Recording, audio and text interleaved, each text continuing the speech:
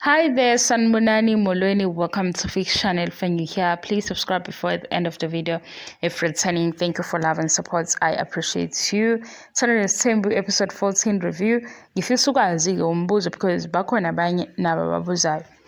Umembeso kaMakhumalo lokhulunywe ngawo, so uMakhumalo bamemile ukuthi abeze bonke osisi wakhe laba ashera nabo uhusband kumsele kubeze kumembeso. Kahle kahle umseleki uyombesa kaKhumalo, so kuyiwa kubo kaMakhumalo.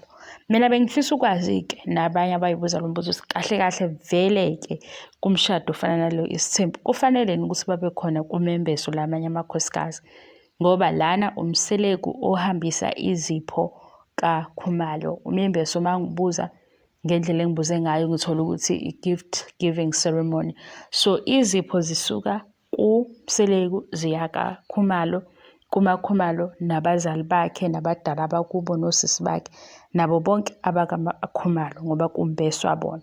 So ngibuza ke ngokwesintu noma ngokwesiZulu noma ngokomthetho ke kufanele yini ukuthi bebe khona uMayeni, uMacele noMangwabe? Sesingasabali ukuthi ukuvela kwabo bavela ukuzosupport, ngibala ukuthi kufanele yini singakafiki leli lokusupport, kufanele yini bona bangena kanjani ukuthi babe khona, ukuthi asiyazi ke lapho ngoba ihluke ngoba isithembu lesi asazi ukuthi isithembu ke kuyaphelezelana noma kufanele bebe khona ukweseka. Umbuzo ukuthi isiko, isintu noma isiZulu sithi ababe khona noma ukuthanda ngoba bekuyifamily eyodwa bendawonye njengomndeni. Umbuzo ke lo, umbuzo.